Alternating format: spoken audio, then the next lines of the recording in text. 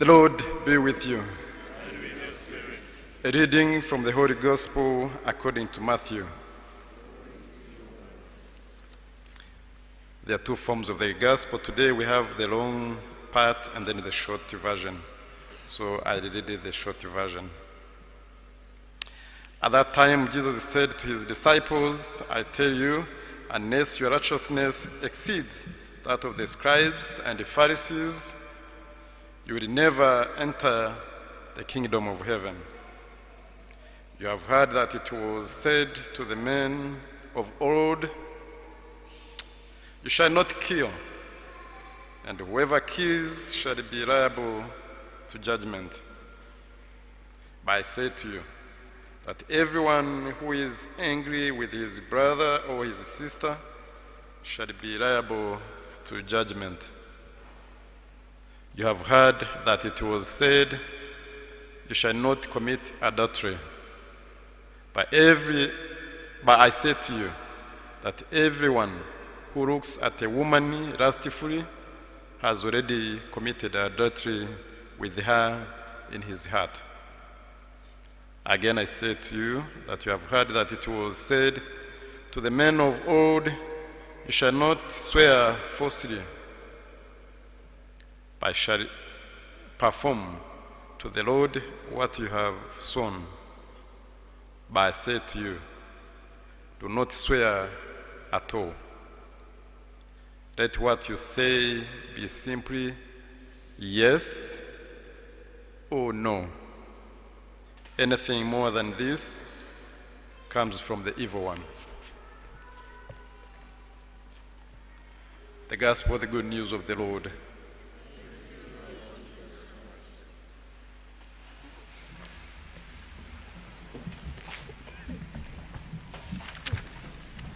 May the Spirit of the Lord come down. May the Spirit of the Lord come down. Spirit of the Lord from heaven comes down. May the Spirit comes down. May the wisdom of the Lord comes down. May the wisdom of the Lord comes down. The wisdom of the Lord from heaven comes down. May the wisdom of the Lord comes down. Good morning, church. And so today is the 6th Sunday of Ordinary Time, and we are counting only 2 weeks to go before we begin our Lenten journey. And so the readings that we have are leading us towards the Lent or the Lenten season. From the first reading, as we heard from the book of Sirach, the first sentence reads, if you will, you can keep the commandments, they will save you. If you trust in God, you too shall live. You too shall live. And so this is the wisdom from above. This is the wisdom from above. So taking this text and then compare it with the Deuteronomy chapter 30, where God says, Son of man and son and daughter of a woman, I have set before you life and death, poverty and its prosperity, and therefore choose. Choose what you have. Choose. And whatever you choose, that's what will be given to you. So there is life and death, and then poverty and prosperity, therefore choose. And so what did we choose? What did we choose? And how do we know that we are making the right choice? So, given the grace that God has given us, this is from the spirituality of St. Ignatius of Loyola. So God looking down on us and looking all that he had created, and everything was beautiful, and said, okay, so here you go. You have all this for yourself. So what do you want? What do you want? It's one of the tough questions to ask ourselves. Not just once, not twice, but every day. And St. Ignatius of Loyola recommends that actually we ask ourselves that question 3 times in a day. So morning when we get up, afternoon during our break, and then evening before we go to bed. What do we want? What do we want? What does the Lord require of us?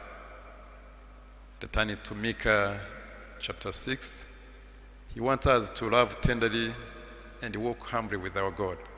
That's all He requires from us. But what do we require from Him? Given that He has already created all this for ourselves, so what do we want? Returning to the wisdom, the choice we have to make. What do you choose? What do you choose each day? I think the gap between life and death, and then poverty and the prosperity, would lie pretty much most of the time on the choices we make. The choices we make individually, the choices we make collectively, the choices we make as a nation, the choices we make as the people of God and the people of this earth. So that's what really distinguishes the life that we have. So what do you want to choose? There is fire there to be burnt. Also there is a water to quench our thirstiness. So what do we choose? Should we choose the commandment that we may live, or should we not choose them that we perish? So the choice is ours. The choice is ours. Then the second reading from St. Paul to the Corinthians,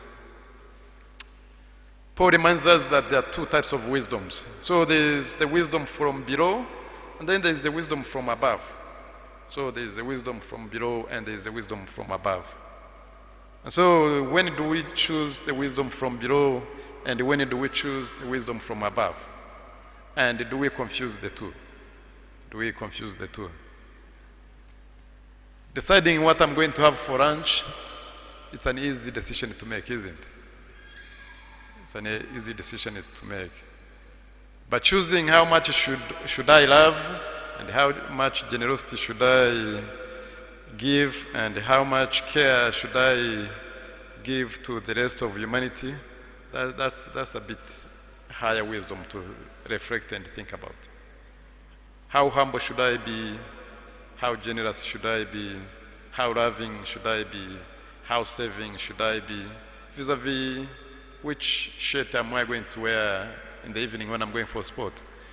So those wisdom are different. And so St. Paul is reminding us that ours is not really wisdom from below. Anybody can reflect on what they want to have for lunch or what they want to wear, so that doesn't take much for them to think about. Where do they want to walk? Which church do they want to go to? Either they just, or do they want to go to church at all or not? So that's easy to decide. But when we come to the divine wisdom, that requires the men and women of wisdom to be able to choose the wisdom from above. The wisdom from above is a bit demanding compared to the wisdom from below. So which wisdom do we choose?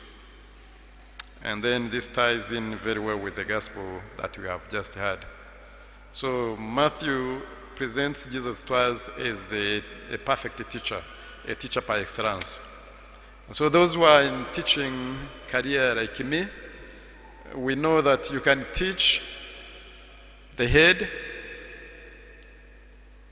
or you can teach the heart, or you can teach both, the head and the heart. And the students, most of the time, if not all the time, they would appreciate teachers who can teach their hearts and teach their head. So teaching them physics is not enough. Physics can help you as far as maybe your exam goes. But there are so many exams in life that are beyond physics.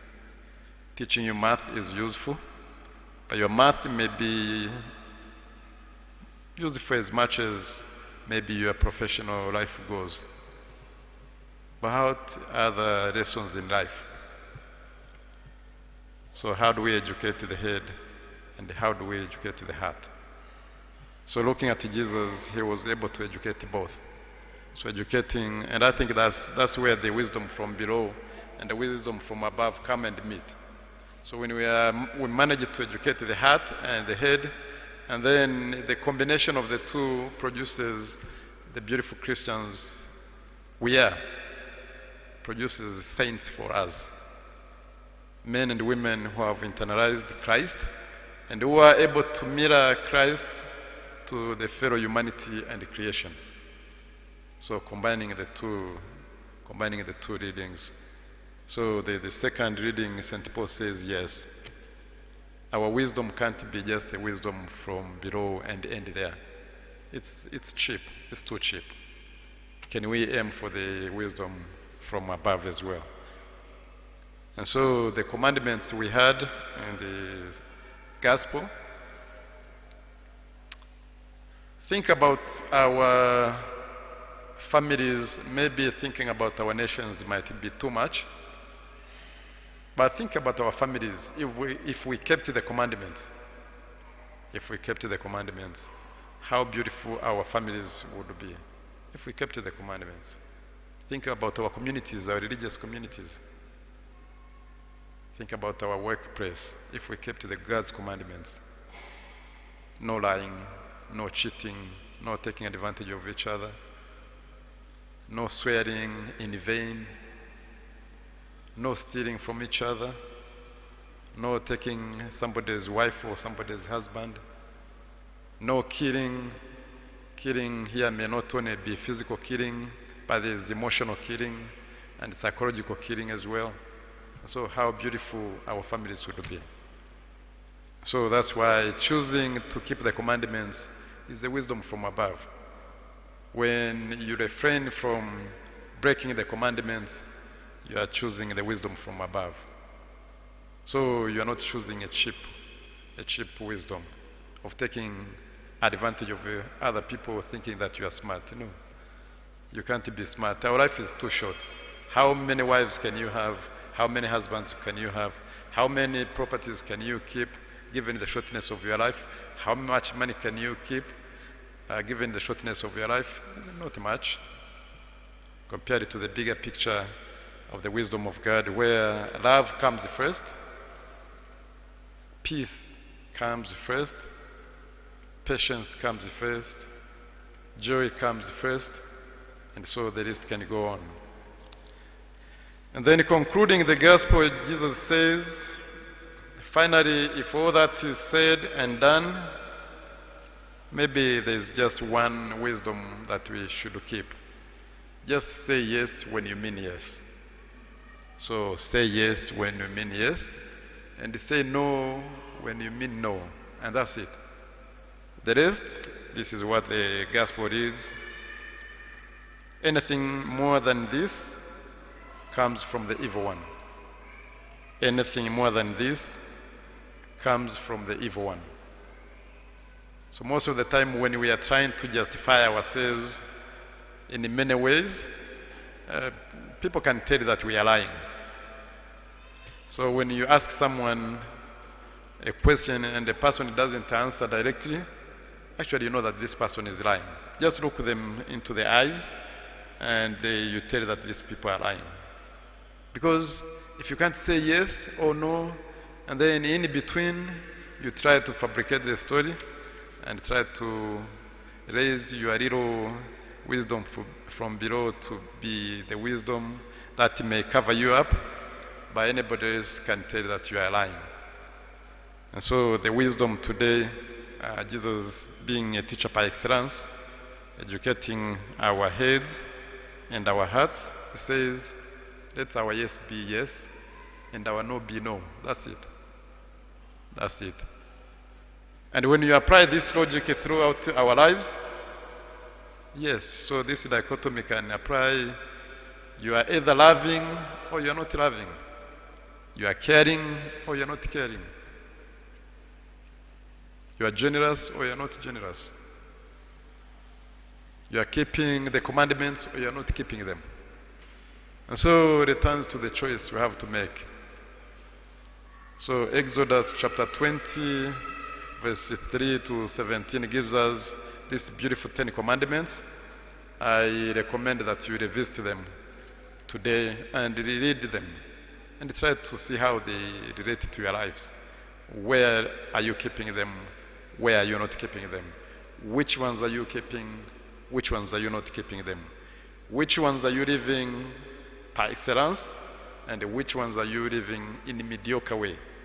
So revisit them. Exodus chapter 20, verse 3 to 17. Then in Deuteronomy chapter 30 reminds us the choice, again returning to the first reading, the book of Sirach. We have to make a choice. We have to make a choice. Do we want to live a decent life, an honorable life, a good life? Or do we want to live in a perpetual lies where we hurt other people each day and each week and each month and each year? So we have to make choice. Bearing in mind that there will be judgment where we are going to be asked to account for the choices we have made, for the life that we have lived. So let us choose, and choose wisely. Let us choose the wisdom from above. Let us choose the commandments that we and our children's and our grandchildren's and their great-grandchildren's may live and live with God. So let us pray for these graces. May the Spirit of the Lord come down. May the Spirit of the Lord come down. May the Spirit of the Lord from heaven